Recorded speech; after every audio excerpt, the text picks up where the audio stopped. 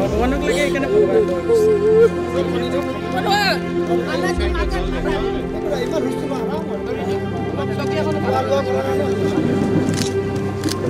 অকণমান মেকুৰীটো আমি সকলোৱে একদম টেষ্ট ডক্টৰৰ লগত কথা পাতিলে অলপ পিছত আমাৰ এই অঞ্চলৰে অৰ্থাৎ দতালপাৰা অঞ্চলৰ এই পাহাৰীয়া অঞ্চলত আমাৰ জ্যোতিৰ্ময় বড়োৰ 10 বছৰীয়া ল'ৰা তেওঁৰ ইয়াতে এই লেণ্ডশ্লাইড হৈ পেলাই তেওঁ মৃত্যুমুখত পৰিব লগা হ'ল।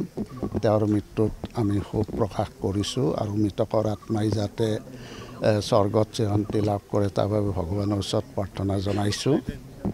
আজি ৰাজ্য চৰকাৰৰ হৈ আমাৰ গুৱাহাটী লোকসভাৰ সংসদ বিজয় কলিতা মেধি ডাঙৰীয়ানী আৰু লগতে আমাৰ গুৱাহাটী পৌৰ নিগমৰ মেয়ৰ আমাৰ মৃগেন শৰণীয়া ডাঙৰীয়া আৰু লগতে কাউন্সিলৰ আমাৰ এই মঞ্জুলা দেৱী ডাঙৰীয়ানীৰ উপস্থিতিত আজি ইয়াতে আমাৰ মৃতকৰ পৰিয়ালক 4 লাখ টকাকৈ আৰ্থিক অনুদান দিয়া হৈছে আৰু এইটো ৰাজ্য চৰকাৰৰ বিশেষকৈ মাননীয় মুখ্যমন্ত্ৰীৰ সম্পূৰ্ণ সহানুভূতিত আমি এনেধৰণে এই অনুদানটো আগবঢ়াইছোঁ যে যিসকল পাহাৰত বাস কৰা যিসকল ব্যক্তি আছে কাৰণ গুৱাহাটীখন পাহাৰেৰে আৱৰা এখন মহানগৰী গতিকে সেই ব্যক্তিসকলে এনেধৰণৰ বতৰত তেখেতসকলে কিছু সজাগ আৰু সচেতন হোৱাৰ প্ৰয়োজন আছে আৰু তেখেতে কোৱাৰ নিচিনাকৈ বিধায়ক মহোদয় কোৱাৰ নিচিনাকৈ তেখেতসকলে যদি সেইখিনি সময়ত অকণমান সতৰ্কতা বৰ্তাই ৰাখি পেলাই তেখেতসকলে যদি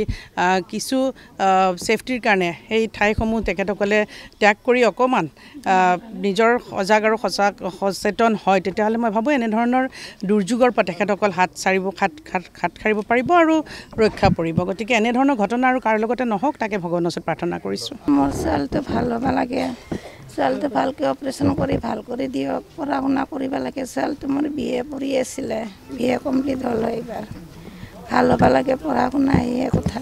মোৰ ছোৱালীটো এতিয়া মেডিকেলত আছে, ICUত আছে আৰু মোৰ ঘৰটো নাই। এতিয়া মোৰ ঘৰটোৱে নাই, থাকিবৰ কাৰণে জাগা লাগে, এতিয়া উপায় নোহোৱা হৈছে।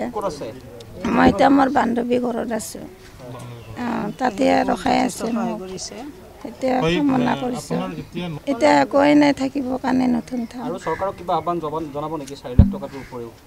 আকৌ যদি পিছলৈ যদি দিয়ে সহায় কৰে, মাটি বেটি একো নাই, মোৰ হাজবেণ্ডো নাই, হাজবেণ্ডক ঢুকাইছে।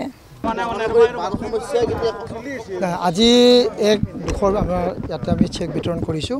পৰৱৰ্তী সময়ত আমি 5:30 বজাত আমাৰ যি দাঁতালপাৰাত যি আমাৰ মৃত্যু হৈছে তেখেতক আমি বিতৰণ কৰিম আৰু অহাকালিৰে আমি ৰবীন বড়ো যি আমাৰ জালুকবাৰী সমষ্টিত পৰে 3 নম্বৰ ৰেলৱে গেটত তাতে আমি বিতৰণ কৰিম। এইটো খুব তৎক্ষণিকভাৱে আমাৰ দিয়াৰ ব্যৱস্থা গ্ৰহণ কৰিছে। ইয়াতে সুন্দৰভাৱে আমাৰ MLA MP আহি পেলাই বিতৰণ কৰিছে। খুব দুখৰ এইটো নহয় যে তেখেতক আমি কিবা এটা কৰিছোঁ, কিন্তু এইখিনি সময়ত এইখিনি সহায় কৰাৰ কাৰণে চৰকাৰে আহিছে আৰু সেইখিনি দিয়াৰ কাৰণে আজি বিতৰণ কৰিছোঁ। নহয়, পাহাৰত যিবিলাক ম্যাদী মাটি আছে সেইবিলাক GMDয়ে GMCয়ে পাৰ্মিশ্যন দিয়ে। যিবিলাক ফৰেষ্টৰ মাটি আছে বা তেনে চৰকাৰী মাটি আছে তাতে কোনো ধৰণৰ আমি পাৰ্মিশ্যন নিদিওঁ। কিছু মানুহে ধৰক তলত তেওঁলোকে মাটি কিনিবলৈ ক্ষমতা নাথাকে, বহুত দাম পৰে আজিকালি, তেওঁলোকে পাহাৰলৈকে যাই কেনে তেনেকৈ থাকিব বিচাৰে। সেইকাৰণে কিছুমান জেগাত য'ত বহুতো অসুবিধা থাকে বা সমস্যাৰ সৃষ্টি কৰিব পাৰে তাতে তেওঁলোকে বসবাস কৰে। সেই ধৰণৰ ঠাইত এনেধৰণৰ যিটো বৰষুণ দিয়ে নেৰানেপেৰাকৈ কিনকিনীয়াকৈ বৰষুণ, তেতিয়াহ'লে পাহাৰত বসবাস কৰা সকলো ব্যক্তিৰ কাৰণে এক সাৱধানত অৱলম্বন কৰিব লাগে যদি থাকে তেওঁলোকে, আৰু যদি তেওঁলোকৰ পৰা নিৰাপত্তাৰ স্থানলৈকে যোৱাটো দৰকাৰ থাকে তো নিশ্চয়কৈ তেনেধৰণৰ গুৱাহাটী পৌৰ নিগম আৰু GMDয়ে যিটো পাৰ্মিশ্যন দিয়ে বিল্ডিং পাৰ্মিশ্যন, বাইলৰ মতে হেনি জেগাত দিয়া হোৱা নাই বা তেনেধৰণৰ আৰু তেওঁলোকে সহজ সৰলভাৱে মাটি লৈছে বা কোনো নথকা সময়ত তেখেতে বহিছে সেইটো মই গম পোৱা নাই নিশ্চয়কৈ তেনেধৰণৰ টেম্পৰাৰী ঘৰ তেনেদৰে আছে তাতে ভূমিস্খলন হৈছে ভূমিস্খলন হোৱাৰ পাহাৰ আজি কামাখ্যাৰ যিটো নতুন ৰাস্তা তাতো ডাঙৰ পথাৰ শিলগুটি লৈ তাতে পৰিছে তো নিশ্চয়কৈ পাহাৰৰ এই সময়ত পাহাৰৰ মাটি খহে আমি সকলোৱে জানো সকলোৱে যদি বাস কৰে তথাপি এটা নিৰাপদ স্থানত যদি থাকে তেওঁলোকে তেনেহ'লে এই ধৰণৰ ঘটনা নহয়